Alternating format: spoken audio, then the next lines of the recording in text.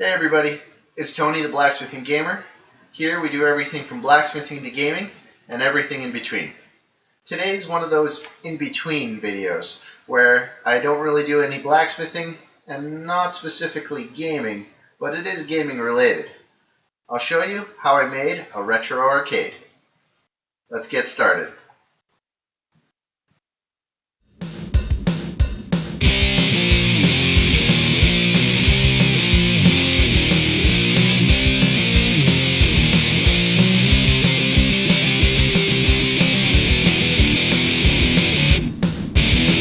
I managed to find this arcade on the local classifieds. It was basically free if you picked it up. I had to haul it out of a basement, but it was well worth the effort. First thing I'm doing here is just stripping it down.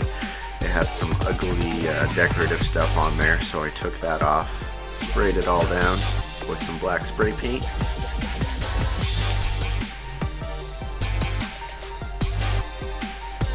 I ripped out the T-molding as well, because I didn't like that, and it was time to spray paint it black.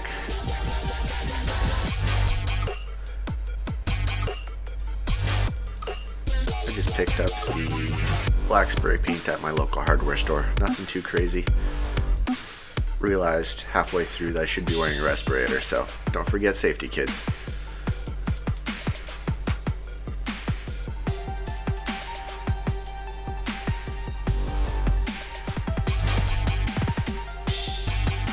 Here I'm adjusting the holes to fit my buttons a little bit better, just drilling them out a little bit more, test fitting each time, making sure it actually fits the buttons.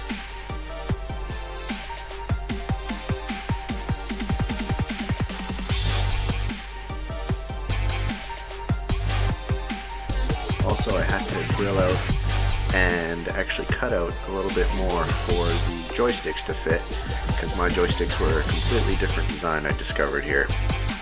This is me just test fitting everything a little bit more before I continued on. I was drawing out, marking out where I'm going to be cutting exactly.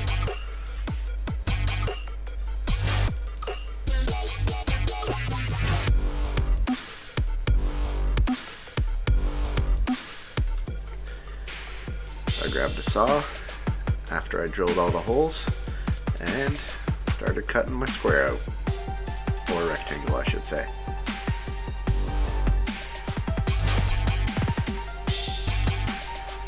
And just a little bit of extra file work just to make sure everything fit perfect.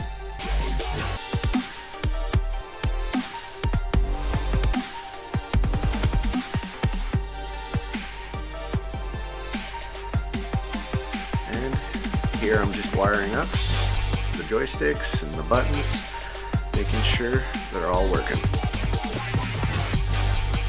Here's how it looked before the plastic cover and after.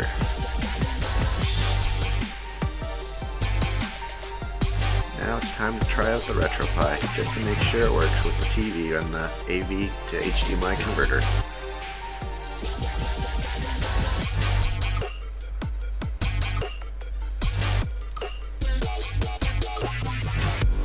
Let's get that TV into that arcade cabinet.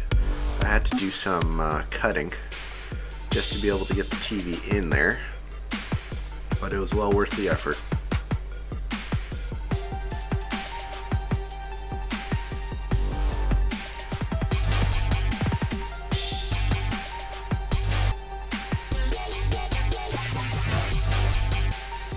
Put a few screws behind the TV just so it doesn't move around too much. It's pretty heavy, so it's not going anywhere. I took to Photoshop to design the marquee and sent it off to get printed, and it was time to mount controls to the arcade. I had to unplug everything and plug it back in once it was all mounted.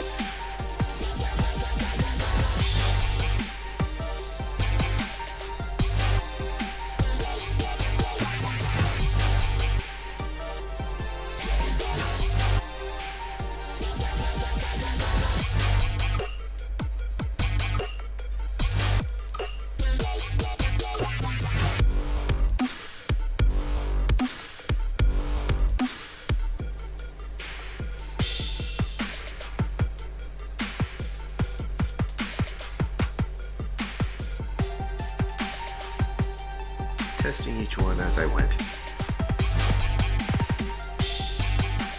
Here, I'm just installing the T-stripping.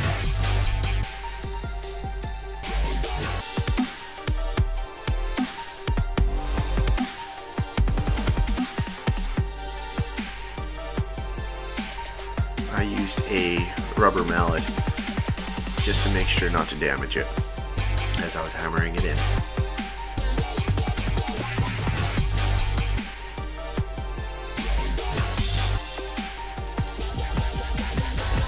And here I'm just redoing the covering on the speaker area because of the big holes there, and it looks nicer this way.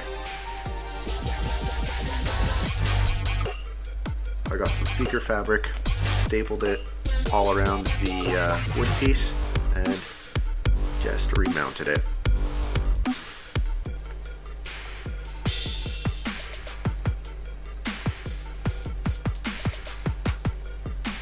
And time to cut out the bezel. Marked it all out, where all my cuts were going to be, and use a square to draw out exactly where I'm going to be cutting. For this one, I had to go over to a friend's place because I didn't have the right blade or the right saw to cut plexiglass. When you're cutting plexiglass or any plastic material, you need a really high blade count and a nice saw, table saw ideally.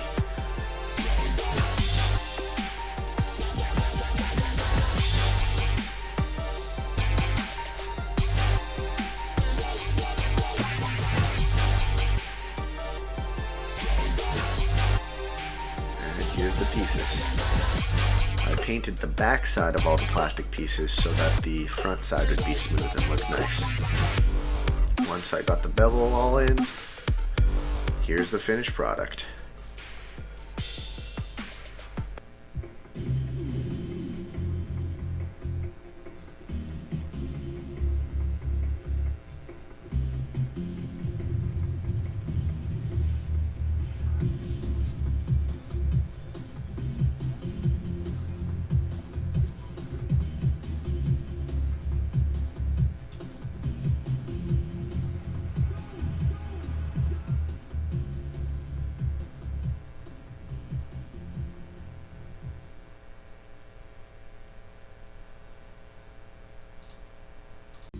Alright, here's a little walkthrough. Under the marquee, we got two of the 4.1 speakers. Light that has a magnet on the back, right here. That just slides into a little groove here. We got the bezel, the arcade joystick, here. This is non-functional, but we do have the computer, all the wiring. So we're behind the arcade here. Just to show you, we have the video going in. On the front of the TV, we have a 3.5mm jack that goes into the computer sound system, which I had from way back. It's 4.1 with a subwoofer. Gives it a little bit of kick. We have the Raspberry Pi here. HDMI goes out into a converter, HDMI to AV. It is powered. Here's my power bar. This is for the sound system. I believe that's for the converter. Raspberry Pi TV. Nope, that's for the treble light. That's the TV. So that's pretty much it. Nothing too crazy. And then the controllers I bought off at Amazon for I think they're like 20 bucks or something, really cheap. So nothing too crazy. I'll be cleaning up the wiring still, but just to show you what it looks like inside here, the coin slots are not obviously working. So thanks again for watching. If you enjoyed this video, hit that subscribe button. Or if you want to follow me on any of these social media websites, I'll give you daily updates on the projects I'm working on. Thanks again. I'm Tony, the Blacksmithing Gamer, where we make things from the games that we love.